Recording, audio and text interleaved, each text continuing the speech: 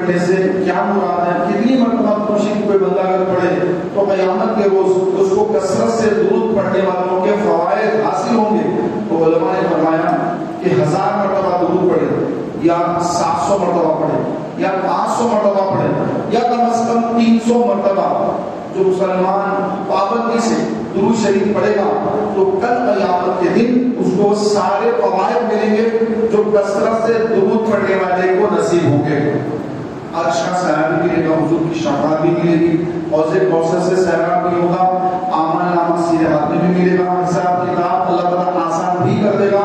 آقا علیہ الصلوۃ والتسلیم کی شفاعت نصیب ہوگی اور اس کے گناہوں کو اللہ تبارک و تعالیٰ معاف فرما دے گا۔ پیارے بھائیوں، کثرت کے ساتھ سے مراد کم از کم اتنا ضرور ہے کہ 300 مرتبہ آپ ڈیلی بلا ناغہ پابندی سے پڑھنے کا اپنا معمول بنا لیجیے، ذہن بنا لیجیے، تاکہ یہ ساری برکتیں حاصل ہو۔ اور جو ہم دیگر عبادتیں کرتے ہیں، نماز، روزہ اور صدقہ، خیرات وغیرہ وغیرہ جو نیکیاں کرتے ہیں، ان نیکیوں کے اندر جو کمیاں کوتاہیاں رہ جاتی ہیں وہ درود شریف پڑھنے کی برکت سے، درود پاک کی مٹھاس کی برکت سے اللہ تبارک و تعالیٰ انشاءاللہ ان تمام عبادات کو بھی قبول کروانا ہے انشاءاللہ۔ درود شریف پڑھیے، اللہم صلی علی سیدنا و مولانا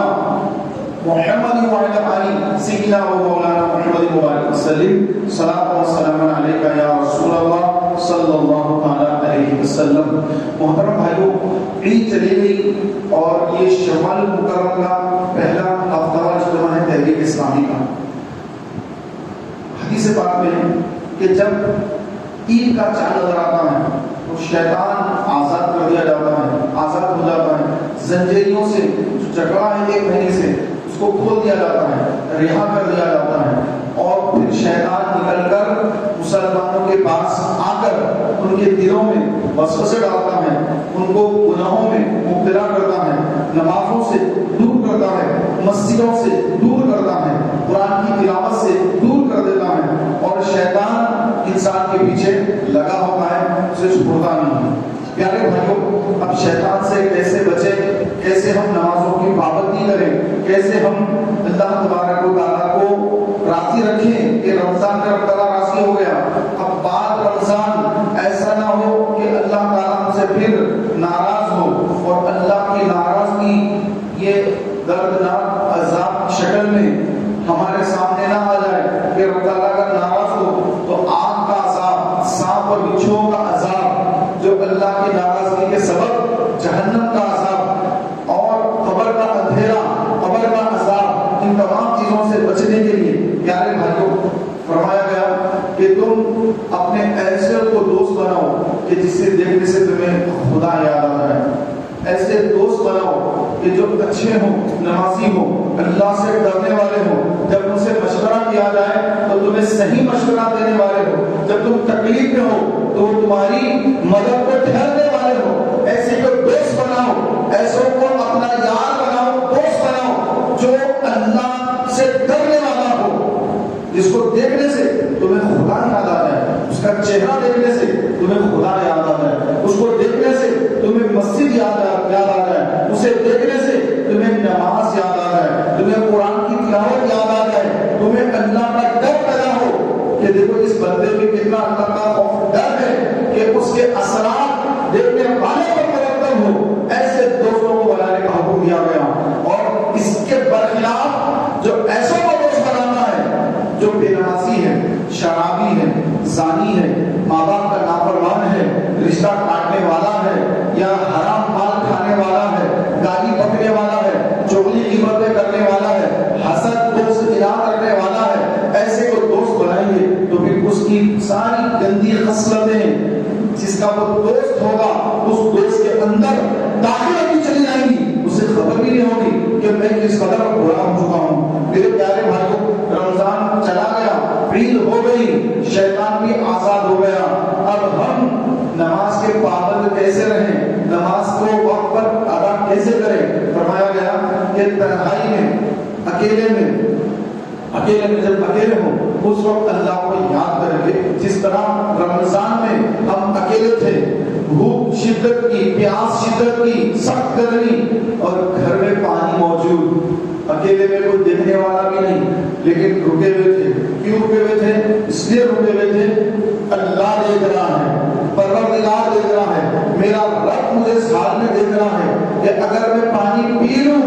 دنیا والے تو بے خبر ہے، لیکن خالق کائنات تو مجھے دیکھ رہا ہے. تو جس طرح خوف رمضان میں حالت روزہ میں ہمارے اندر جو اللہ کا خوف پیدا ہوا تھا، جس کے بارے میں اللہ نے فرمایا لعلکم تتقون، تاکہ تم متقی ہو جاؤ، تم پرہیزگار ہو جاؤ. اے ایمان والو، تم پر روزے فرض کیے گئے. یا ایھا الذین آمنوا کتب علیکم الصیام کما کتب علی الذین من قبلکم لعلکم تتقون. یہ لعلکم تتقون جو ہے تاکہ تم متقی ہو جاؤ کہ رمضان میں جس طرح تم نے میرا خوف رکھا، میرے خوف سے تم نے پانی نہیں پیا، میرے خوف کی وجہ سے تم نے کھانا نہیں کھایا، میرے خوف کی وجہ سے تم رات کو اٹھ کر تم سحری کر کے دن بھر بھوکے پیاسے رہے اور مجھے راضی کرنے کی تم نے کوشش کی. یہ تمہارا جو خوف، تمہارے دل میں جو میرا خوف ہے، لعلکم تتقون، تقویٰ، یہ پرہیزگاری، یہ تقویٰ، تاکہ تم متقی ہو جاؤ. تو یہ روزہ رکھنے کے بعد یہ برکت تم کو حاصل ہو کہ تم روزہ رکھے، اللہ کا خوف پیدا ہوا. تو وہ جو کنڈیشن تھی اس کنڈیشن کو اب 11 مہینے تک اس پر قائم رہو، لعلکم تتقون، تاکہ تم متقی ہو جاؤ. تو یہاں اس کے بعد بھی جیسے اذان ہو فوراً تم مسجد کو جایا کرو، جیسے نماز کا وقت ہو جائے ہر جتنا اہم کام ہے ہر کام کو چھوڑ کر مسجد میں آ جایا کرو. نبی کریم صلی اللہ علیہ وسلم نے فرمایا کہ جب اذان ہو تو اذان کا جواب دیا کرو. اور اس کے 2 جواب بیان کیے گئے، ایک زبان کا، ایک عمل کا. زبان سے تو یہ کہیں جو اذان میں مؤذن کہے وہی الفاظ زبان سے ادا کہیں، یہ تو اس کا قولی جواب ہے. فعلی جواب یہ ہے کہ وہ مسجد میں حاضر ہو جائے، اللہ کے حضور حاضر ہو جائے. جب کہا جا رہا ہے حی علی الصلاۃ، آؤ نماز کی طرف، حی علی الفلاح، آؤ کامیابی کی طرف. تو کامیابی دکان پر بیٹھ کر کوئی کامیابی حاصل نہیں کر سکتا، کوئی کاروبار کر کے کامیابی حاصل نہیں کر سکتا، کوئی کسی بڑی سے بڑی مصروفیت میں مشغول رہ کر، بہت بڑے کام میں مشغول رہ کر کوئی کامیابی حاصل نہیں کر سکتا. اللہ کے دربار سے ندا ہو رہی ہے، صدا آ رہی ہے، حی علی الفلاح، آؤ کامیابی کی طرف. تو اللہ تعالیٰ جس کو کامیابی پڑھوا رہا ہے وہ کامیابی کیا ہے؟ اپنے آپ کو آگ سے بچانا، آگ سے بچانا، جہنم سے بچانا، خود کو جہنم سے بچانا، خود کو سانپ اور بچھوؤں سے بچانا، خود کو جہنم سے بچا کر جنت میں داخل کر لینا، اپنے آپ کو داخل جنت کر لینا. یہ بڑی کامیابی ہے. اور وہ کامیابی کہاں مل رہی ہے؟ وہ کامیابی اللہ کے دربار میں آنے سے مل رہی ہے. اور اللہ تعالیٰ کی طرف سے مؤذن کہہ رہا ہے حی علی الفلاح، آؤ کامیابی کی طرف. تو کامیابی اللہ کے دربار میں ہے اور کسی جگہ نہیں، کوئی کھیل کود میں نہیں، موبائل دیکھنے میں نہیں، کسی بڑے سے بڑے آدمی سے گفتگو کر کے وقت کو برباد کرنے میں. جماعت کا وقت ختم ہو رہا ہے اور وہاں بلا وجہ کے بیکار باتوں میں بیٹھ کر جماعت کو ضائع کر رہا ہے اور یہ سمجھ رہا ہے کہ میں بہت بڑے کام میں مصروف کر. نہیں، مولا تعالیٰ کی طرف سے اللہ کے دربار سے ندا ہو رہی ہے حی علی الفلاح، کامیابی کی طرف آؤ. تمہاری فلاح اس میں ہے، تمہاری کامیابی اسی میں ہے اور کسی جگہ کامیابی نہیں ہے. کامیابی چاہتے ہو دنیا میں تم کسی کے سامنے تمہارا سر نہ جھکے، کسی کے سامنے تم نہ جھکو، تو آؤ میری بارگاہ میں جھکو. میری ایک بارگاہ میں جھکو گے تو تمہیں ہر جگہ اٹھا دوں گا، تمہیں ہر جگہ تمہارا سر کھڑا رہے گا. تم میری بارگاہ میں جھک جاؤ. میرے پیارے بھائی اور رب کی وہ بارگاہ ہے کہ جو اس بارگاہ میں جھکتا ہے مولا تعالیٰ اس کو کہیں کسی کافر کے آگے جھکنے نہیں دیتا، کسی اور ظالم کے آگے اللہ اس کو جھکنے نہیں دیتا،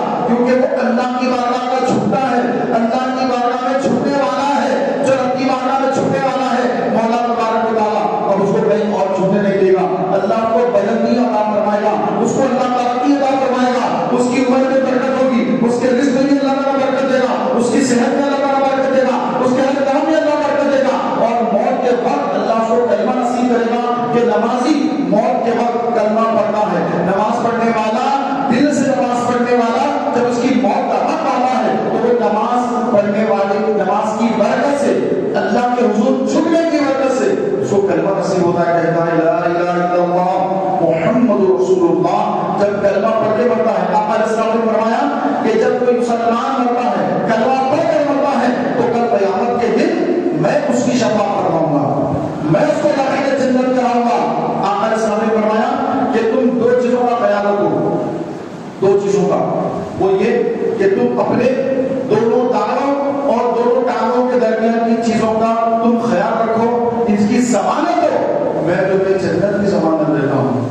میں تمہیں جنت کی ضمانت، گارنٹی، ضمانت دیتا ہوں جنت کی، کہ تم زبان کے گناہوں سے بچو، زبان کے اور صدر کے گناہوں سے بچو، کہ تم اگر ان گناہوں سے بچو گے، جہاں ان کا صحیح استعمال ہے ان کا صحیح استعمال کرو، جہاں اللہ تعالیٰ نے تمہارے لیے جائز قرار دیا ہے اس کا استعمال وہیں پر کرو، اس سے ہٹ کر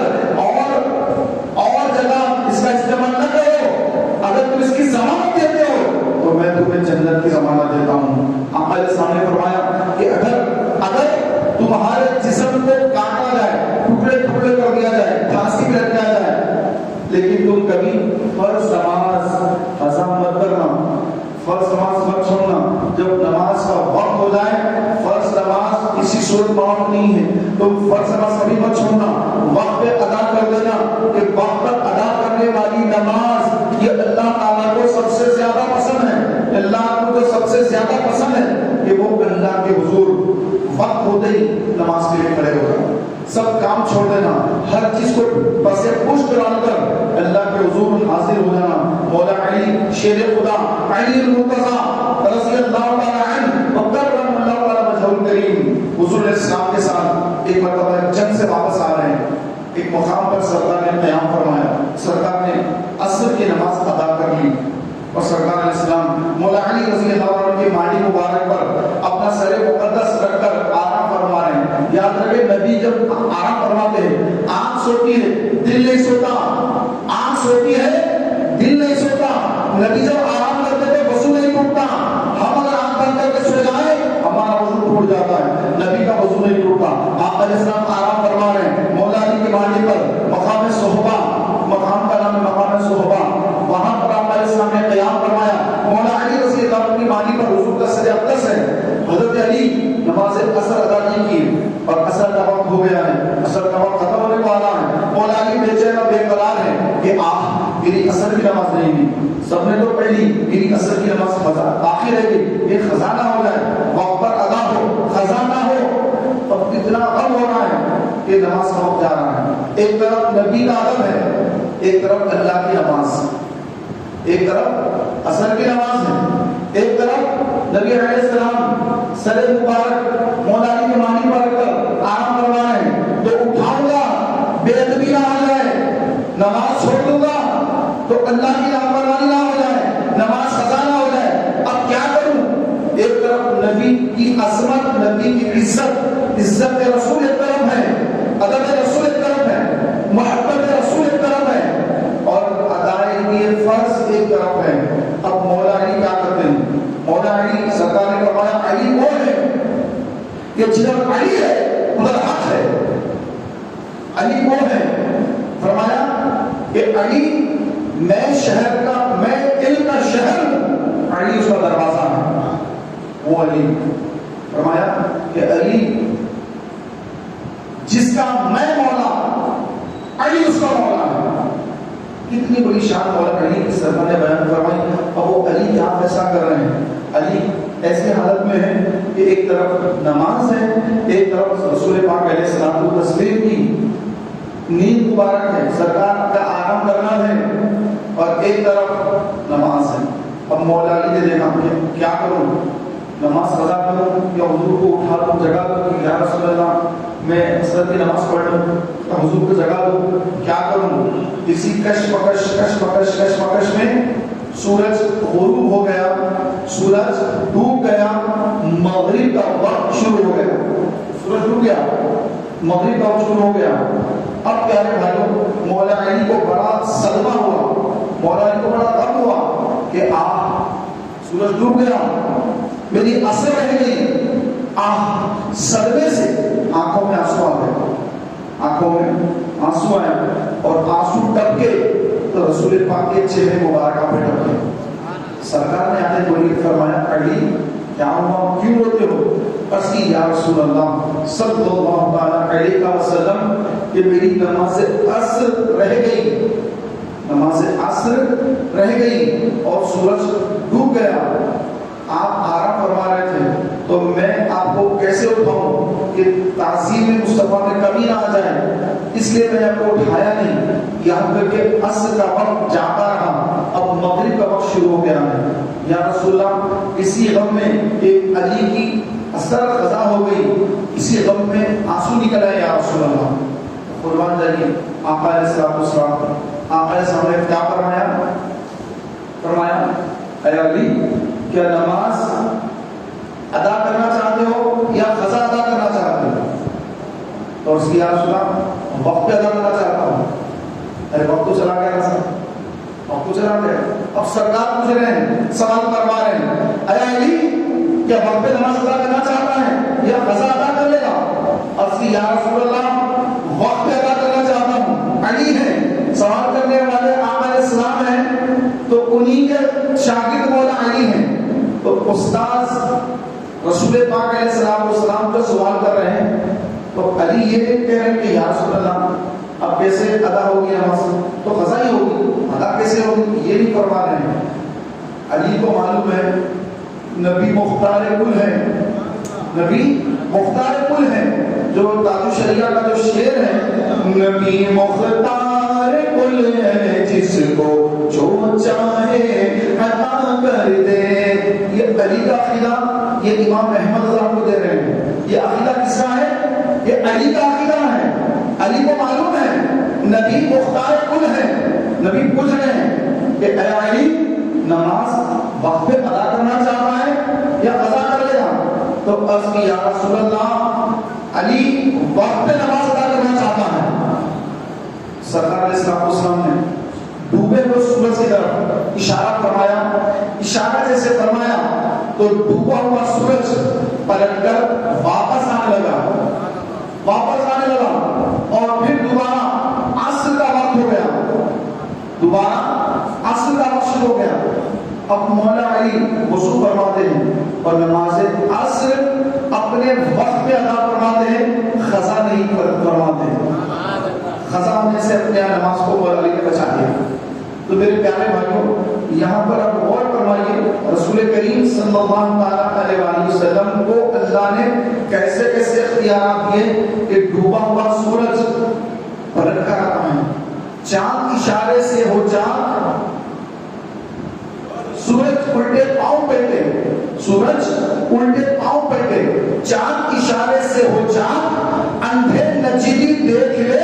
قدرت رسول اللہ کی۔ یہ آقا کو اللہ نے اختیار دیے ہیں، یہ اختیارات مصطفیٰ ہیں۔ آقا علیہ السلام ڈوبے ہوئے سورج کو انگلی کے اشارے سے پلٹاتے ہیں۔ تو آج اپنے آپ کو حضور کی طرح کہنے والے، ارے ہم بھی نبی کی طرح ہیں، نبی ہمارے بھائی کی طرح ہے، معاذ اللہ استغفر اللہ، نبی ہماری طرح بشر ہے، ایسے کہنے والے ان کے ہزاروں لاکھوں انگلیاں اڑ جائیں، انگلیاں کٹ جائیں، برباد ہو جائیں، کچھ بھی ہو جائیں، لیکن اب سورج پلٹنے والا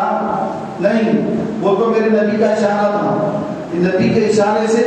سورج پلٹ کر آ گیا۔ تو میرے پیارے محترم بھائیوں ہمارے آقا کو اللہ نے اختیار دیا ہے، تو چاند پر بھی دیا ہے، سورج پر بھی دیا ہے، تاروں پر بھی دیا ہے، جہاں جہاں رب کی حکومت ہے وہاں وہاں رسول اللہ صلی اللہ علیہ وسلم کی اللہ کی عطا سے ہر ایک پر اللہ کے رسول کا حکم چلتا ہے، ہر ایک پر اللہ کے رسول کا حکم چلتا ہے، جہاں جہاں رب تعالیٰ کی حکومت وہاں وہاں نبی رحمت ہی رحمت، ہر کے لیے رحمت۔ میرے پیارے بھائیوں ہمارے آقا صلی اللہ علیہ وآلہ وسلم نے مولا علی کی نماز قضا ہونے سے بچایا، مولا علی نے وقت پر نماز ادا فرمائی۔ پیارے بھائیوں ہمارے آقا علیہ السلام نے ہمیشہ تلقین فرمائی، ہمیشہ حکم فرمایا کہ نماز میں سستی مت کرنا، نماز میں سستی مت کرنا، اور جو نماز میں سستی کرنے والا کام ہے وہ کفر کی طرف لے جاتا ہے، وہ کام کفر کا ہے، یعنی جھٹلانا، اللہ کو جھٹلانے والا کام ہے۔ نماز چھوڑ دینا، نماز میں سستی کرنا، نماز میں کاہلی کرنا، یہ اللہ کو سخت ناپسند ہے، اور یہ ایسا کرنے والے سے اللہ تعالیٰ سخت ناراض ہوتا ہے۔ اور جو وقت پر نماز ادا کرتا ہے، حضرت نوح علیہ السلام کا دور ہے، نوح علیہ السلام ان کے زمانے میں بڑا طوفان آیا اور ساری دنیا بہہ گئی، کوئی باقی نہیں رہا، ساری دنیا بہہ گئی۔ بچے کون؟ بچے صرف وہی جو نوح علیہ السلام کی کشتی میں سوار تھے، وہی بچے جو کشتی میں سوار نہیں ہوئے سب کے سب ہلاک ہو گئے۔ نوح علیہ السلام کی کشتی، وہ کشتی، اس میں سب سوار ہوئے۔ حضرت نوح علیہ السلام نے اپنی قوم سے فرمایا تھا کہ اللہ کا عذاب آنے والا ہے، جب عذاب آئے گا تو تم سب میری کشتی میں سوار ہو جانا، اور جو زمین پر رہے گا کشتی میں سوار نہیں ہوگا وہ پانی میں ڈوب جائے گا، کیونکہ بہت بڑا عذاب آنے والا ہے، اللہ کا پانی کا عذاب، پانی کا عذاب۔ تو اس کی نشانی یہ بتائی گئی نوح علیہ السلام کو کہ ایک تو بارش ہوگی، تیز بارش ہوگی، موسلادھار بارش ہوگی، دوسرا آپ کے گھر کے تنور سے، تندور ہوتے لوگ تنور ہے تو اس میں سے، کچن میں سے پانی نکلنا شروع ہوگا، یہ اس کی نشانی ہوگی۔ عذاب آنے کی نشانی یہ ہے کہ آپ کے گھر سے پانی نکلنا شروع ہوگا، اوپر سے بارش ہوگی، دو نشانیاں بیان کی گئی۔ تو نوح علیہ السلام نے اپنی قوم کو بتا دیا کہ اے میری قوم، کہ جو لوگ مجھے جھٹلاتے ہیں، جو لوگ میری اطاعت نہیں کرتے، جو میری دعوت کو قبول نہیں کرتے، لا الہ الا اللہ نوح رسول اللہ نہیں کہتے اور مجھ پر ایمان نہیں لاتے، تو اللہ تعالیٰ نے ان کے لیے دردناک عذاب تیار کر رکھا ہے، اور وہ عذاب ان پر دنیا میں نازل ہوگا۔ آخرت میں تو دردناک عذاب ہے، لیکن دنیا میں بھی اللہ تعالیٰ ان کو پانی میں غرق کر دینے والا ہے۔ مجھے حکم دیا گیا کہ میں کشتی بناؤں اور کشتی میں سارے مسلمانوں کو سوار کر لوں، لہٰذا اے میری امت کے لوگوں آؤ سب کشتی میں سوار ہو جاؤ۔ جب پانی آنا شروع ہو جائے، بارش شروع ہو جائے اور میرے گھر کے تنور سے پانی نکلنا شروع ہو جائے، جب میں اشارہ کر دوں تو میرے اشارے پر سب کے سب کشتی میں سوار ہو جانا۔ ایک ضعیف خاتون، ایک بڑھیا، اس نے کہا کہ اے نوح علیہ السلام، اے اللہ کے رسول صلی اللہ علیہ وسلم، کہ جب عذاب آئے تو مجھے خبر دے دیجئے، مجھے خبر دے دیجئے، میں بھی سوار ہو جاؤں۔ یہ میرا چھوٹا سا مکان ہے، چھوٹی میری جھوپڑی ہے، میں غریب بڑھیا ہوں، آپ مجھے مت بھولنا، مجھے بھی سوار کر لینا۔ تو پیارے بھائیوں، نوح علیہ السلام کے گھر سے پانی نکلنا شروع ہو گیا، برسات شروع ہو گئی۔ نوح علیہ السلام سمجھ گئے کہ اللہ کا عذاب آنا شروع ہو گیا، ساری قوم کو خبردار کر دیا، اے میری قوم، اللہ کا عذاب شروع ہو چکا ہے، بارش شروع ہو گئی، کیونکہ بارش تھمنے والی نہیں ہے، جلدی جلدی سوار ہو جاؤ، میری کشتی میں سوار ہو جاؤ، تاخیر مت کرو، جو جو تم کو بچانا ہے، جو سامان لینا ہے لے لو، کشتی میں سوار ہو جاؤ۔ اب زمین پر، روئے زمین پر کوئی باقی نہیں رہے گا، اللہ کا ایسا عذاب آئے گا کہ اب روئے زمین پر کوئی اللہ کا نافرمان باقی رہنے والا نہیں۔ جو مجھ پر ایمان لایا ہے وہی بچے گا، جو مجھ پر ایمان نہیں لایا اللہ اس کو غرق کر دے گا، اللہ اس کو پانی میں ڈبو دے گا۔ آپ کی قوم، پوری کی پوری قوم سامان وغیرہ جو ضروری سامان تھا ان کے پاس وہ لے کر نوح علیہ السلام کی کشتی میں سوار ہونے لگے۔ تو آپ نے 3 حصے بنائے، 1 2 3، ایک میں انسان، ایک میں چرند پرند وغیرہ وغیرہ، اور ایک میں جانور جو آج آپ کو جنگل میں آسٹریلیا، افریقہ کا جنگل بڑا مشہور ہے، افریقہ کے جنگلوں میں جو آج آپ الگ الگ قسم کے حیوان دیکھتے ہیں، جانور دیکھتے ہیں، انڈیا کے جانور یہاں کے جنگلوں میں دیکھتے ہیں، لیکن افریقہ کا جنگل بڑا مشہور ہے۔ تو جتنے آپ کو روئے زمین پر وحشی جانور نظر آ رہے ہیں، یہ سب کے سب ایک ایک جوڑا اللہ کے نبی نوح علیہ السلام نے اپنی کشتی میں سوار کر لیے تھے۔ تو یہ جو سوار ہو گئے وہی بچ گئے، جو سوار نہیں ہو سکے وہ ڈوب گئے۔ جیسے بارش شروع ہوئی، موسلادھار بارش شروع ہوئی، اور پھر آپ کے گھر کے کچن سے، تنور سے پانی ابلنا شروع ہو گیا، تو آپ نے ساری قوم کو خبردار کیا، اطلاع کرے سب کشتی میں سوار ہو رہے ہیں۔ لیکن وہ بڑھیا جس نے کہا تھا کہ حضور جب عذاب آنا شروع ہو جائے تو مجھے بھی اطلاع کر دیں کہ میں بھی آپ کی کشتی میں سوار ہو جاؤں گی۔ لیکن اتنی بھگدڑ مچی کہ بارش شروع ہوئی، اتنی بھگدڑ، کتنے لوگ بھاگ رہے ہیں، ادھر بھاگ رہے ہیں، ادھر بھاگ رہے ہیں، یہ عذاب اللہ کا بچنا ہے، کشتیوں میں سوار ہونا ہے، تو نوح علیہ السلام لوگوں کو سوار کر رہے ہیں اور چرید خرید کو اکٹھا کر رہے ہیں، ہر جانور کو ایک جوڑی ساتھ میں لے رہے ہیں، ایک نر ایک مادہ ایک جوڑی ساتھ میں رکھ رہے ہیں، ان کی نسل چلنے والی ہے اور کوئی نسل باقی نہیں رہی ہے۔ اللہ کا احساس آنے والا ہے کہ بارش ہونے والی نہیں ہے، ایک رات دو رات کی بارش نہیں ہے، مہینوں تک بارش ہونے والی نہیں ہے۔ حیدرآباد میں بارش ایک دو دن اگر اس کا دھارا بارش ہو جائے گھروں میں پانی آ جاتا ہے، گھروں میں پانی آ جاتا ہے، گھر کا سامان پورا برباد ہو جاتا ہے، 5 5 6 8 8 فٹ پانی گھروں میں آ جاتا ہے، تالاب کے کٹے ٹوٹ جاتے ہیں۔ کیسے بارش 2020 میں کہ کیسے جو گھروں میں پانی چلا گیا،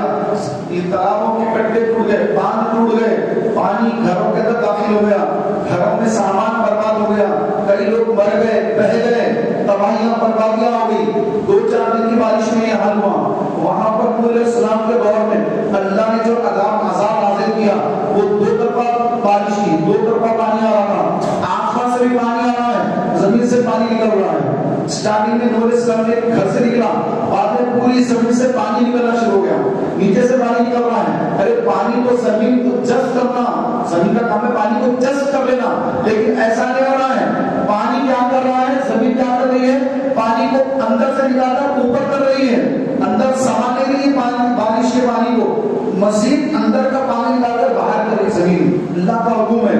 آسمان کو حکم ہے کہ برسا دے بارش، آسمان سے بارش، نیچے سے پانی نکلنا۔ اب اندازہ لگائیے، 1 رات 2 رات کا مسئلہ نہیں ہے، 6 ماہ تک مسلسل بارش ہو رہی ہے، 6 ماہ تک۔ پیارے بھائیوں، وہ بڑھیا، وہ صحیح عورت جس نے نوح علیہ السلام سے کہا تھا کہ مجھے آپ خبر کر دے جب اللہ کا عذاب آنا شروع ہو جائے، خبر کر دے کہ میں بھی کشتی میں سوار ہو جاؤں گی، تو وہ نماز میں مشغول ہے، وہ نماز پڑھ رہی ہے۔ نوح علیہ السلام سارے لوگوں کو جمع کر لی اور جمع کر کے اپنی کشتی کو نکال دیا، کشتی نکل گئی۔ وہ بڑھیا وہی ہے، جھوپڑی میں کشتی نکل گئی۔ 6 ماہ تک مسلسل بارش، آپ کا بیٹا آپ کی بیوی دونوں آپ کے مخالف ہیں، بیٹا آپ پر ایمان نہیں لایا، بیوی ایمان نہیں لائی۔ بیٹے نے کہا کہ ایسا کیسا بارش ہوگا، ایسی کیسی بارش ہوگی، میں تو فلاں پہاڑ پہ چڑھوں گا، اتنی اوپر تو بارش کا پانی نہیں آ سکتا، کبھی اتنی بارش ہوئی نہیں، وہ پہاڑ پر تو پانی نہیں آئے گا۔ تو آپ نے فرمایا کہ بیٹا آج کوئی پہاڑ بچنے والا نہیں، آج ہر پہاڑ پر پانی آئے گا، آج بہت اونچا پانی چڑھنے والا ہے اوپر، آج کوئی بچے گا نہیں۔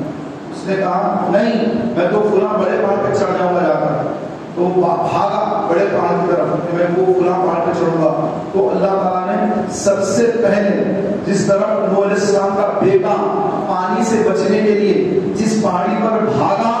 اللہ نے اسی طرح کے پہاڑیوں پر پہلے پانی میں بلند کر دیا، اور سب سے پہلے آپ کا بیٹا ہی پانی میں ڈوب کے ہلاک ہو گیا۔ پھر آپ کی بیوی بھی کافرہ تھی، اسلام قبول نہیں کری، وہ بھی پانی میں ڈوب کر ہلاک ہو گئی۔ 6 ماہ گزر گئے، بارش رکی، نوح علیہ السلام کی کشتی جودی پہاڑ پر رکی، اور اس کے بعد پھر آپ نے کچھ چرید قریب کو بھیجا نیچے، جاؤ جا کر دیکھو زمین کا کیا حال ہے، زمین کا کیا حال ہے۔ تو پیارے بھائیوں، زمین پر کیچڑ ہی کیچڑ ہے، 6 ماہ تک بارش کا پانی ہے تو کیا حال ہوگا، کیچڑ ہی کیچڑ ہے۔ پھر اللہ کے حکم سے، اللہ نے اپنے حکم سے بارش کو روک دیا، دھوپ نکلی، پھر اس کے بعد آہستہ آہستہ آہستہ آہستہ کیچڑ جو ہے وہ سوکھنے لگا، سوکھتے کئی دنوں کے بعد معمول کے مطابق زندگی ہوئی۔ تو اب جو لوگ کشتی میں سوار تھے روئے زمین پر، ان کشتی والوں کے علاوہ کوئی باقی نہ رہا، پوری روئے زمین پر کوئی باقی نہیں ہے، پوری زمین پر پانی پانی ہے،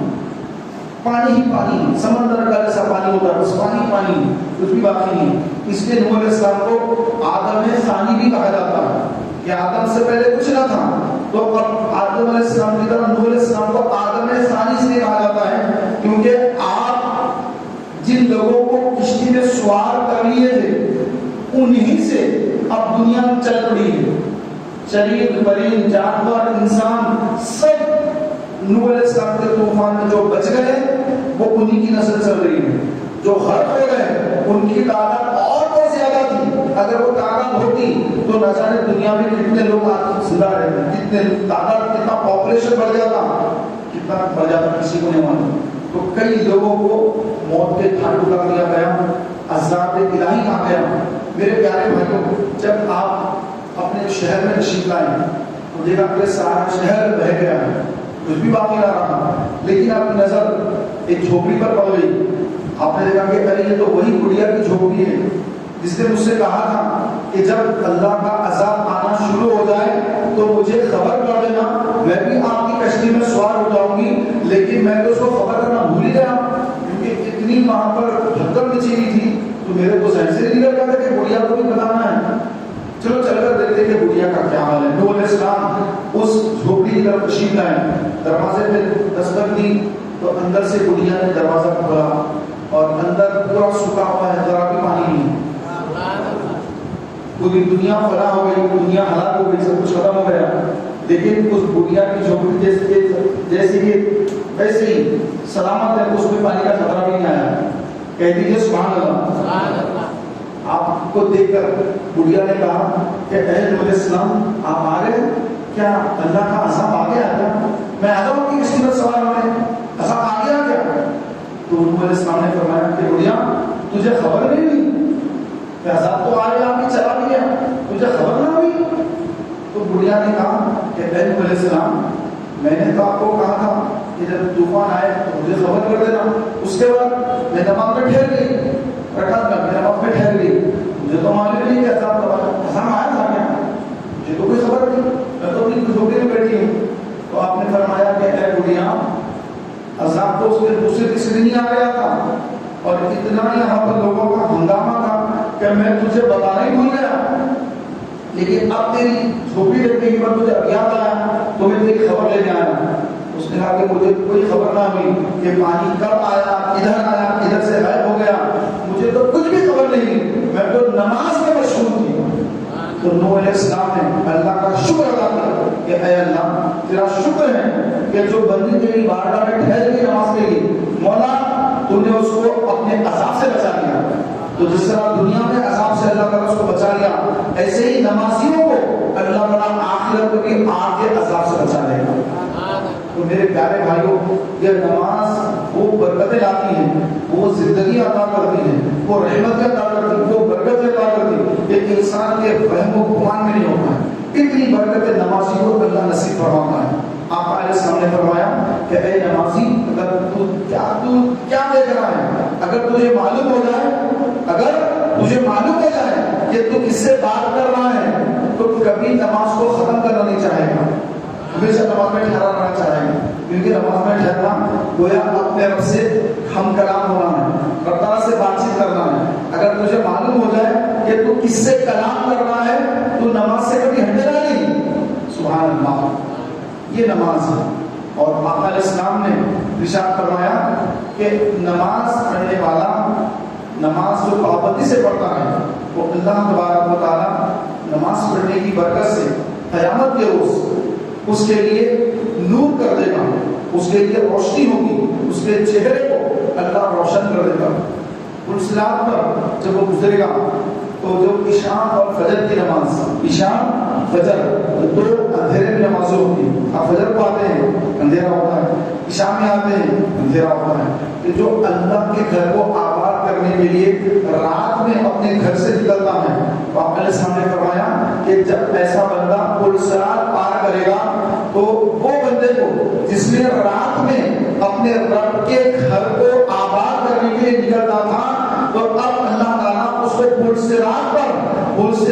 پر جب وہ گزر رہا ہوگا تو پلسرات پر سے اندھیرے کو ختم کر کے اللہ کے لیے نور اور اجالا کر دے گا اور اس کا پلسرات کا سفر آسان کر دے گا. تو یہ نماز کی برکت ہے کہ جو فجر اور عشاء. پھر آپ علیہ السلام نے فرمایا کہ عشاء اور فجر یہ منافقین پر بڑی بھاری ہے. منافق جو عشاء کی نماز پڑھنا نہیں ہوتا, اس فجر کی نماز پڑھنا نہیں ہوتا, وہ منافق ہے. تو آپ علیہ السلام نے خبر دی کہ بے نمازی جو ہے وہ تو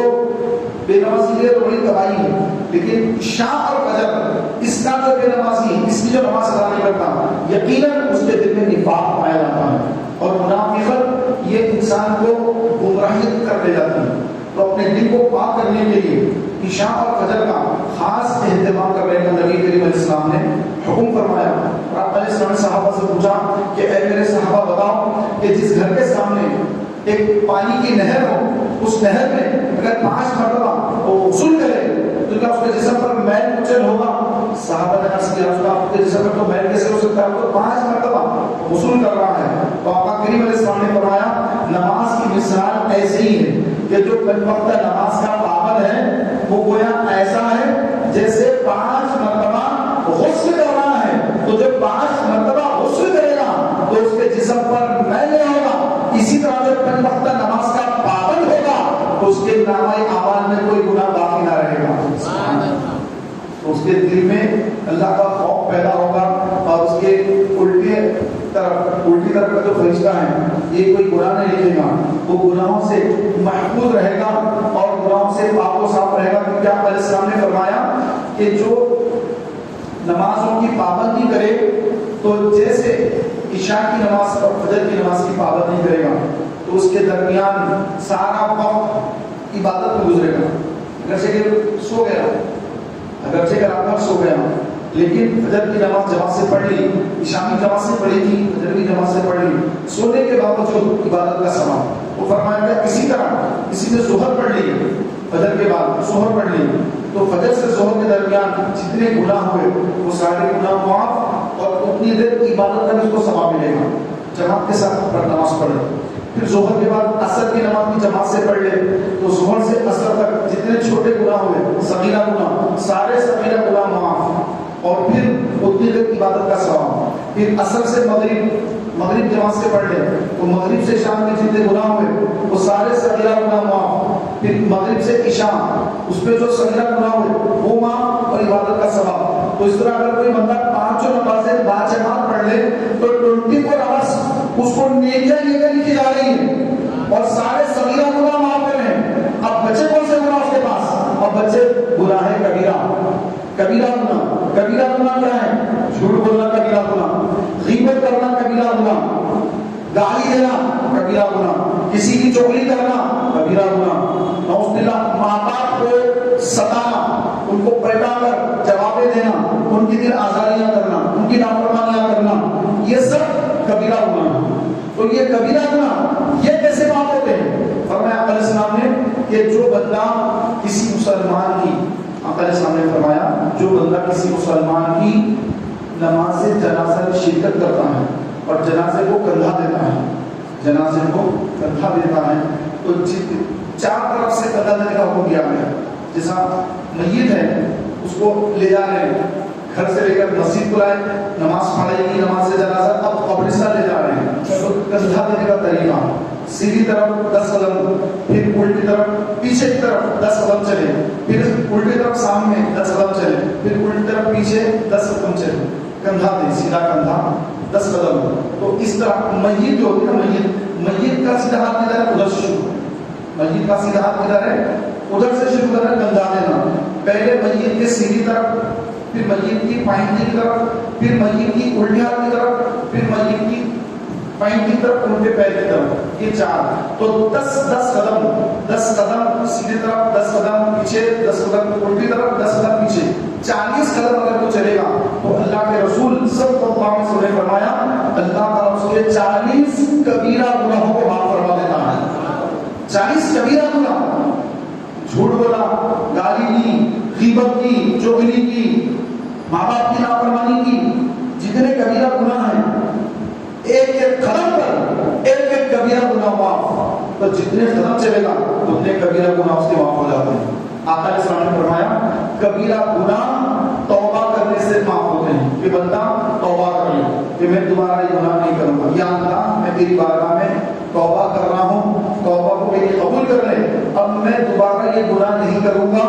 جب وہ بندہ دل میں ارادہ کر کے سچی توبہ کر لیتا ہے, نادم ہوتا ہے اپنے گناہوں سے, تو اللہ تعالیٰ اس کے سارے گناہوں کو معاف فرما دیتا ہے. نہ صرف معاف فرماتا ہے بلکہ نیکیوں میں بھی تبدیل کر دیتا ہے. سارے گناہ نیکی بھی چینج ہو جاتے ہیں. تو میرے پیارے بھائیوں, اللہ کے رسول صلی اللہ علیہ وسلم نے ہماری ہر جگہ رہنمائی فرمائی, ہر جگہ ہمیں ارشاد فرمایا کہ تم ہمیشہ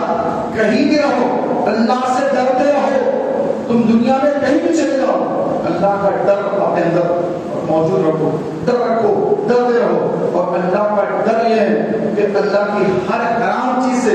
اپنے آپ کو بچائیں، ہر حرام چیز سے بچائیں. یہی تقویٰ ہے، یہی پرہیزگاری ہے. کہ اگر کوئی بندہ 5 وقت نماز کا پابند ہے، داڑھی رکھتا ہے، شریعت مطہرہ کا عامل ہے، اگرچہ شرٹ پینٹ پہن لے، شرٹ پینٹ پہننا حرام نہیں ہے، ناجائز نہیں ہے، گناہ نہیں ہے، جائز ہے، بالکل جائز ہے. جب اللہ کے رسول جس کی پوچھ نہیں رکھے تو اب ہم اس کی پوچھ کو بنا کر مسلمانوں کو ایک آزمائش پر ڈالنا یہ مقصد نہیں. رب تعالیٰ نے جس کے بارے میں سوال رکھا ہے میدان معاشر میں، اسی کے بارے میں ہم کو تیاری کرنا ہے. کہ شرٹ پینٹ پہننا نہ حرام ہے نہ ناجائز ہے، بالکل جائز ہے، لیکن ایسا بس ٹائم نہ ہو کہ رکوع کرنے نہیں آتا، سجدہ کرنے نہیں آتا ہے، ایسا مسئلہ نہ ہو جائے، اور اتنا لمبا نہ ہو جائے کہ ٹخنوں سے نیچے لٹک رہا ہے، ایسا نہ ہو، بلکہ صحیح ڈھیلا سلا ہوا ہو. فیشن کے طور پر اگر کوئی سلا کر کسی کو غریب کپڑے سلا رہا ہے، نماز پڑھنے نہیں آتا بیچارے کو، پیشاب کرنے جاتا ہے تو پیشاب کرنے نہیں آتا ہے، بیٹھ کر پیشاب کرنے جاتا، اس کے پیشاب کے خطرے نعوذ باللہ اس کے کپڑوں پر گر رہے ہیں، پائپ پر پیشاب کے خطرے گر رہے ہیں، بولے گا میری تو طہارت ٹوٹ گئی، اب نماز کیسے پڑھو، نماز چھوٹ رہی. تو ایسا لباس نہ پہنے کہ جس سے آپ کو طہارت کو جاننے مشکل ہو جائے، آپ کو نماز پڑھنے مشکل ہو جائے. تو کپڑے ایسے ہو کہ جس میں نماز قضا نہ ہو، آپ پیشاب کے چھینٹوں سے بچتے رہیں. حدیث پاک میں ہے کہ پیشاب کے چھینٹے اور چغلی یہ 2 ایسے گناہ ہیں جس کے سبب اللہ تعالیٰ قبر میں مردے کو عذاب میں مبتلا کر دیتا ہے. کہ جن کو عذاب ہوگا قبر میں وہ ان لوگوں کو ہوگا جو پیشاب کے چھینٹوں سے نہیں بچتے، کھڑے کھڑے پیشاب کر رہے ہیں، چھینٹے اچھل کر پیر پر گر رہے ہیں، کپڑوں پہ گر رہے ہیں. یہ ناپاکی جو اپنے جسم کو، کپڑوں کو پیشاب سے ناپاک کر دیتا ہے، پاک نہیں رکھتا، ناپاک کر دیتا ہے. کپڑے ناپاک ہو گئے، جسم ناپاک ہو گیا، تو یہ بندہ جب مرے گا، قبر میں پہنچے گا تو اس کی قبر میں عذاب ہوگا. فرشتے عذاب کے آئیں گے، سانپ اور بچھو اور آگ کا عذاب، اور کہا جائے گا کہ پیشاب کی بے احتیاطی کی وجہ سے مجھے عذاب قبر ہو رہا. تو ایسا کوئی لباس نہ کیا جائے جو آپ کو تکلیف میں مبتلا کر دے، فرائض ادا کرنے میں آپ کو جو ہے دشواری پیدا کر دے. ورنہ آپ نماز کی پابندی کے ساتھ، داڑھی رکھنے کے ساتھ سچ بول کر کاروبار کر رہے ہیں، جھوٹ نہیں بولتے، آپ کی بڑی دکان ہے، سچ بول کر آپ کاروبار کر رہے ہیں کہ اس کا یہ ریٹ ہے، اس میں یہ خرابی ہے، اس کا یہ ریٹ. ایسا نہیں کہ آپ کے پاس سیب کی ایک پیٹی ہے اور اوپر اچھے جما دی ہے، نیچے پورے سڑے گلے خراب رکھ دیے، بولے کس کا یہ ریٹ ہے، چیک نہیں کرنا کچھ بھی نہیں، جو ہے یہ ریٹ ہے، یہ ریٹ میں لینا. ارے اندر کیسے ہے، جیسے بھی ہے یہ ریٹ ہے، اور اندر خراب ہے، اوپر اچھے ہیں، اچھوں کا ریٹ لے رہے ہیں، نیچے سڑے دے رہے ہیں، تو یہ غلط ہے. تو یہ کہیں کہ اوپر اچھے ہیں، نیچے تھوڑے خراب ہیں، نیچے تھوڑے خراب ہے، اس کا ریٹ الگ ہے، اس کا ریٹ الگ ہے. یہ 20 روپے کا ہے تو یہ 15 روپے کا ہے، بتا کر بیچیں، جھوٹ نہ بولے کاروبار میں. تو فرمایا کہ جو کاروبار میں جھوٹ نہیں بولتا، سچ بول کے کاروبار کرتا ہے، دیانت داری سے تجارت کرتا ہے، ایسا تاجر جنت میں، سرکار فرماتے ہیں جنت میں میرا پڑوسی ہوگا، جنت میں پڑوسی بنے گا. کون؟ دیانت دار تاجر، کیونکہ اس کو ہر دم شیطان ورگا لاتا ہے، بیچ دیا اس کو دھوکہ دے دیا، بس بیچے پیسہ آنا چاہیے، پہلے آلریڈی اتنا نقصان ہو گیا. تو ایک کسٹمر جب آتا ہے تو شیطان بھی ساتھ میں آتا ہے اور آ کر کسٹمر کو دھوکہ دینے کے لیے اس کو آمادہ کرتا ہے، تاجر کو دھوکہ دے دے، پر اتنا بول دے اتنا پیسہ آ جائے گا، اتنا بول دے اتنا پیسہ آ جائے گا. تو یہ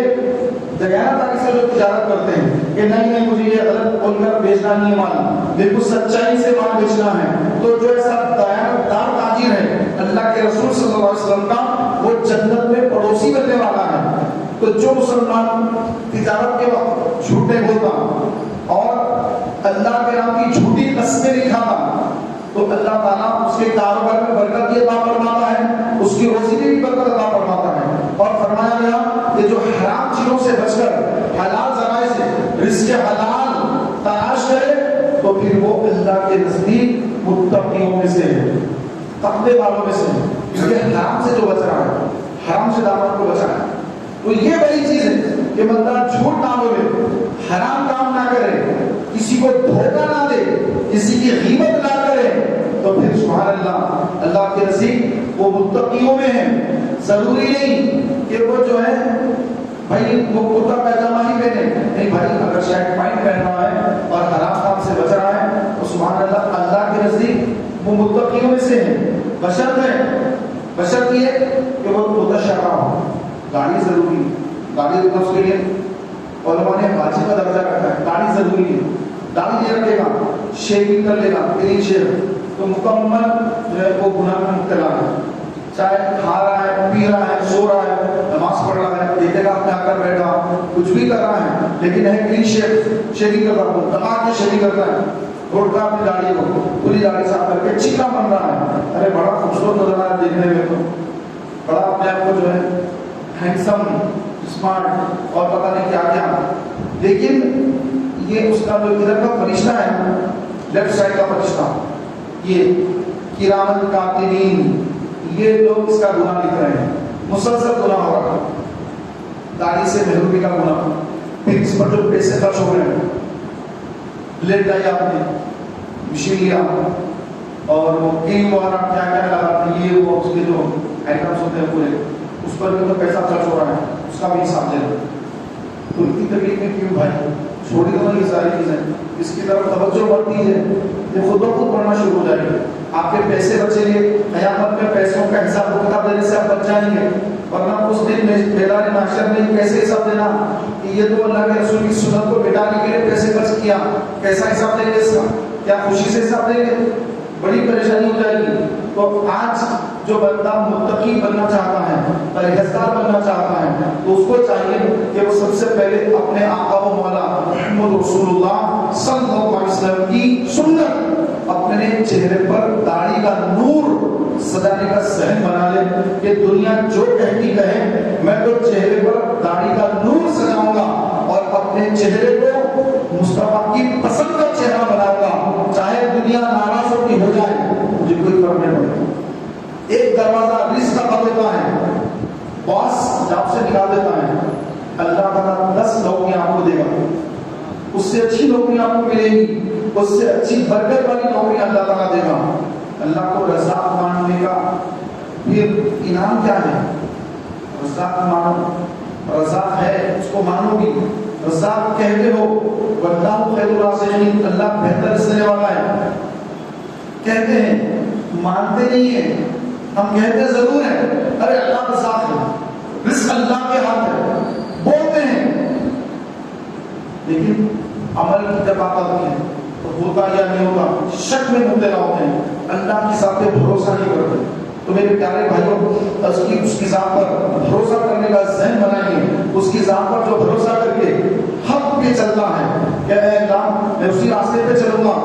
جو تیری طرف لاتا ہے، میں کوئی حرام کام میں مبتلا نہیں ہوں گا، تیری رضا کے لیے میں آگے بڑھ رہا ہوں، تو پھر پیارے بھائیوں جو اللہ کی رضا کے لیے آگے بڑھتا ہے، اللہ اسے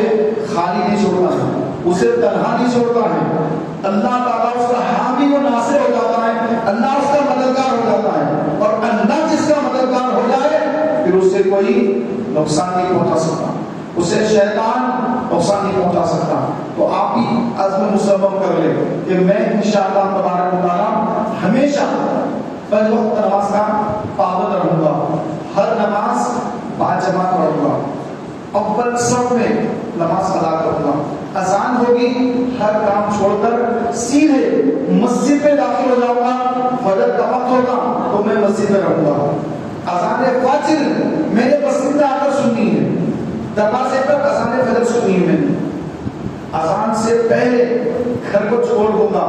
بستر کو چھوڑ دوں گا، یہ بستر نہیں، مجھے تو خبر میں سنا ہے، ایک بزرگ کے پاس شیطان آیا، دیکھا کہ بڑی تیاری کر رہے ہیں نمازوں کی، روزوں کی، اور جو ہے خبر کی تیاری، کھلا تیاری کر رہے ہیں، تو وہ بزرگ کے پاس شیطان آ کر کہا حضرت کیا کی تیاری کر رہے ہیں آخرت بول رہے ہیں، دیکھیے آپ کے پاس تو کھانا ہی نہیں ہے، کھانا آپ کے پاس نہیں ہے، پینے کو ایک برتن آپ کے پاس، پانی پینے کا برتن تک آپ کے پاس نہیں، رہنے کو مکان تک آپ کے پاس نہیں، کھانا نہیں، لباس نہیں، اور کوئی رہنے کا مکان نہیں، کیا کھائیں گے آپ؟ کیسے رہیں گے؟ کیا کھائیں گے؟ بزرگ نے جواب دیا، اللہ کے ولی نے جواب دیا، شیطان جب آ کر پھٹکا رہا کہ کیسا تم دین بول کر دنیا سے بالکل پردہ موڑ، بالکل منہ موڑ رہے ہو، تو آپ نے فرمایا آپ کھائیں گے کیا حضرت؟ جیسا ہمارے پاس شیطان بھی کہتا ہے جاب چلے گئے تو کیسا بھی آپ پہلے نہیں مصحف کیا مصحف بلاتے ہیں میں تو جاب پہ جانا ہے، ہم جاب پہ بھاگ کرتے ہیں، ایک ہی شیطان کے وہار میں ہمارے چاروں انیہ چیز تھی، لیکن اللہ کے ولی کیا جواب دیتے ہیں؟ فرماتے ہیں کہ کیا کھائیں گے آپ؟ تو آپ نے فرمایا موت کو کھاؤں گا، میں تو مرنے والا ہوں، کہاں کی تیاری؟ میں تو مرنے والا ہوں، موت کی تیاری کر رہا ہوں میں۔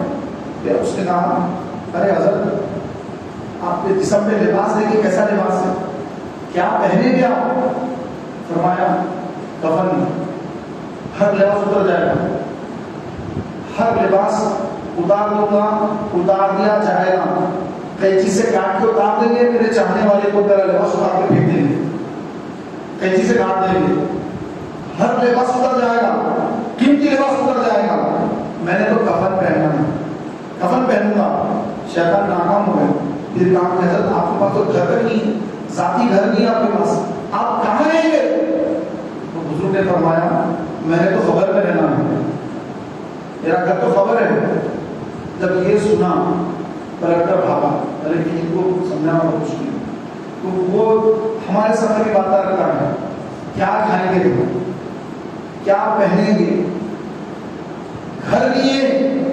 کہاں رہیں گے؟ ہم بولتے ہیں باپ یہ تو میرا سچا دوست ہے جو مجھے صحیح مشورہ دے رہا ہے کہ میں یہ مسجدوں میں آ کر وقت کو یہاں لگا کر اپنا وقت جو ہے یہاں ضائع کر دے رہا ہوں، معاذ اللہ میں کوئی تیاری نہیں کر رہا ہوں، میرے بچوں کا کیسا ہوگا، میرے پاس پہننے کا ڈھنگ کا لباس نہیں ہے، شادی ہونے والی ہے، شادی میں پہن کے جانے کا لباس نہیں میرے پاس، یہ صحیح مشورہ دے رہا ہے کہ پہنے کا کیا، واقعی مجھے اچھے لباس میں پہننا ہے، پھر ایسا میرا گھر ہے، گرمیوں میں اتنی گرمی ہوتی ہے گھر میں گئے، یہ اچھا ڈھنگ کا گھر نہیں ہے، بارش ہوتی ہے گھر میں پانی آ جاتا ہے، دھوپوں میں اتنی گرمی ہوتی ہے، میرا گھر ہی نہیں ہے میرے پاس، مکاندار آ کر کرایہ بڑھاؤ کہتا ہے، لیٹ کا بھی اتنا دے اتنا تو کہتا ہے، ہر مہینے کی پہلی بار کے مکاندار سزاتا ہے کہ پیسے لاؤ، ایسے بولتے نہیں کہاں سے دو، تو میرے کو تو ایک ذاتی گھر ہونا ہی ہونا ہے، تو میں تو بڑا پریشان ہوں، نہ میرے کو کھانے کا کوئی انتظام ہے، نہ میرے کپڑوں کا کوئی انتظام ہے، نہ میرا گھر ہے، بس مجھے تو اس کے لیے بہت کوشش کرنا پڑے گا، یہ مسجدوں میں آنا نماز پڑھنا یہ بڑھاپے میں کریں گے، جب بڑھاپا آ جائے گا نا بڑھاپے میں سارے کام کر لیں گے، نمازیں پڑھ لیں گے، تہجد پڑھ لیں گے، سب بڑھاپے میں کر لیں گے، ابھی ہاتھ پیروں میں طاقت ہے، جوانی ہے، ابھی تو پیسہ کمانے کا وقت ہے۔ کیا میں یہ بات صحیح نہیں کر رہا ہوں؟ کیا ہمارے گھروں میں اس طرح نہیں کرتے؟ کوئی اگر داڑھی رکھے سب سے پہلے ماں باپ اس کو داڑھی سے اتار دیتے، ارے میاں یہ عمر ہے جاؤ کراؤ، بعد میں کر لینا سب کام، یہ عمر میں کیسا کرتے تھے کام، کتنی محنت کرتے تھے یہ عمر میں، ہم کیا کر رہے ہیں تم؟ یار ماں باپ ہے، ماں باپ اگر ان کا بھی ذہن ہے وہ بھی اجتماع میں آتے ہیں، دینی ذہن ہے، تو اب جو اجتماع میں نہیں آنے والے ہیں، چاچا ہے، خالو ہے، ماموں وغیرہ وغیرہ ہے، پڑوسی ہے، یہ پیچھے پڑ جاتے ہیں، یہ اپنا تو کچھ کرتے نہیں۔ اگر کوئی نوجوان اللہ کے خوف سے کچھ اپنی آخرت کی تیاری کرنا چاہتا ہے تو شیطان ان کی زبان سے بلواتا ہے، تو فوراً سمجھ جائیں کہ شیطان ان کی زبان میں بول رہا ہے، یہ نہیں بول رہے ہیں، یہ ماموں نہیں بول رہے ہیں، یہ چاچا نہیں بول رہے ہیں، یہ تایا نہیں بول رہے ہیں، یہ گھر کے پڑوسی نہیں بول رہے ہیں، بلکہ شیطان ان کی زبان پہ بیٹھا ہوا ہے، شیطان ان کی زبان پر بیٹھا ہے اور شیطان بکواس کر رہا ہے، مجھے ان کی کوئی تیاری ان کی باتوں میں آنا نہیں ہے، مجھے دنیا تو مولا اتنی ضرور دے گا جتنی مقدر میں لکھی ہے، جتنا رزق اللہ نے دیا اسے پوری دنیا مل کر اگر روکنا چاہے روک نہیں سکتی، اور رب تعالیٰ جتنا لکھ دیا اب پوری دنیا مل کر زیادہ مجھے دلانا چاہے تو نہیں دلا سکتی، رب نے لکھ دیا اتنا نہیں ملے گا۔ اور آخرت مولا نے ہماری کوشش کر دیا ہے کہ جتنی نمازیں پڑھے گا، جتنے روزے رکھے گا، جتنی تلاوت کرے گا، جتنا میرا خوف رکھے گا، جتنے آنسو بہائے گا، جتنا میرے رسول کی اتباع کرے گا، جتنا میرے نبی کی آل سے محبت کرے گا، میرے نبی کے صحابہ سے جتنی محبت کرے گا، ان کے طریقے پہ جتنا چلے گا، تو جتنا تو یہاں پہ عمل کرتا جائے گا، تجھے محبت نیکیوں کا انبار لگاتا جاؤں گا۔ تو اپنی شان کے، تو اپنی حیثیت کے مطابق کر، میں اپنی شان کے مطابق عطا فرماؤں گا۔ مولا کی شان، یہ مولا اپنی شان کے مطابق عطا فرمانے والا ہے، اس کی رحمت بہت بڑی ہے۔ سبقت رحمت علی غضبی، جب سے تو نے سنا دیا یا رب، آج رحم گناہگاروں کا اور مضبوط ہو گیا یا رب۔ میرے پیارے بھائیوں، اللہ تعالیٰ کی رحمت سے کبھی مایوس نہ ہو۔ قرآن پاک میں فرمایا گیا لا تقنطوا من رحمت اللہ، اللہ کی رحمت سے کبھی مایوس نہ ہو، کبھی بھی مایوس نہ ہو، ہمیشہ اللہ کی رحمت سے پر امید رہے کہ رب تعالیٰ مجھ کو معاف فرما دے گا، اللہ میری بخشش فرما دے گا، اللہ میرے گناہوں کو درگزر کر دے گا، اللہ بڑی رحمتوں والا ہے۔ مایوس نہ ہو جائے کہ مجھے اللہ معاف نہیں کرے گا، مجھے کبھی بھی اللہ بخشے گا نہیں، اللہ مجھے کبھی معاف نہیں کرے گا، میں تو اتنا بڑا مجرم ہوں، اتنا بڑا جرم کرنے والا ہوں، اتنا بڑا ظالم ہوں، اپنی جان پہ ظلم کرتا ہوں، میں بہت بڑا گناہگار ہوں، میری بخشش نہیں ہوگی۔ یعنی تو اتنی اپنی گناہوں کو یہ سمجھ رہا کہ اللہ کی رحمت سے بھی،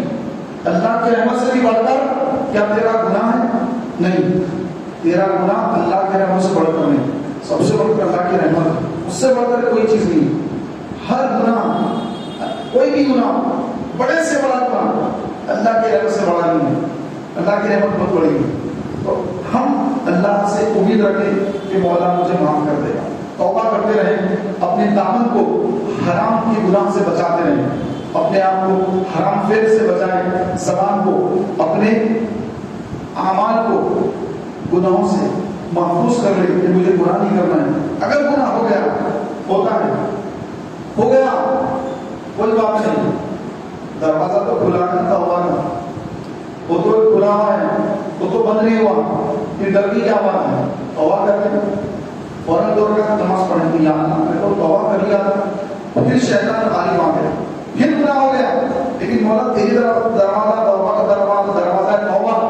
وہ تو بند نہیں کیا ہے، مجھے معلوم ہے تیری توبہ کا دروازہ کھلا ہوا ہے، میں جب بھی تیری بارگاہ میں پلٹ کر آؤں گا تو مجھے امید ہے، یقین ہے کہ ضرور تو میرے گناہوں کو معاف فرما دے گا، کیونکہ تو غفور رحیم ہے، تو توبہ قبول کرنے والا ہے، تو بخششوں والا ہے، تو رحمتوں والا ہے، تیری ذات پہ مجھے بھروسہ ہے، میں پھر آج تیری بارگاہ میں توبہ کر رہا ہوں، آج پھر توبہ کر رہا ہوں، پھر مایوس نہ ہو، پھر گناہ ہو گیا پھر توبہ کریں، لیکن ایسا نہیں کہ بھائی اب توبہ کر رہا ہوں، بعد میں پھر گناہ کرنا ہی ہے، تب تو مجھے معاف کرا لو، بعد میں پھر میں توبہ کروں گا، نعوذ باللہ۔ تو ایسا اگر کوئی کرتا ہے کہ اللہ تعالیٰ مجھے معاف کر دے گا، اس لیے گناہ کر رہا ہوں، گناہ کر لو اور یہ ذہن بنا لو کہ اللہ تعالیٰ معاف کر دوں گا، بعد میں توبہ وغیرہ کر لیں گے، ابھی گناہ تو کر لو پہلے۔ تو ایسا جو کرتا ہے، فرمایا مولا نہیں فرماتے ہیں ایسا شخص اللہ تعالیٰ سے ٹھٹا کر رہا ہے، مذاق کر رہا ہے۔ کیا اللہ سے مذاق کر سکتا ہے؟ لیکن وہ شخص اللہ سے مذاق کر رہا ہے جو اس لیے گناہ کر رہا ہے کہ اللہ معاف کر دے گا بعد میں، اب میں گناہ کر لیتا ہوں، تو نہیں، اپنے آپ کو بچانا ہے، پہلے ہر کو کوشش کرنا ہے بچانے، اس کے بعد اگر پیر پھسل گیا، گناہ سرزد ہو گیا، تو اب توبہ میں دیر نہیں کرنا ہے، اب توبہ میں تاخیر نہیں کرنا ہے، تو اس کو کہتے ہیں توبہ کرنا۔ اللہ تعالیٰ مجھے آپ سچی توبہ کرنے کی توفیق عطا فرمائے، ہم سب کے گناہوں کو اللہ تعالیٰ نیکیوں میں تبدیل فرمائے، آمین بجاہ نبی کریم صلی اللہ تعالیٰ علیہ وآلہ وسلم۔ پیارے بھائیوں، انشاءاللہ تبارک و تعالیٰ ہم درود شریف کے سیرے پڑھنے کی سعادت حاصل کرتے ہیں۔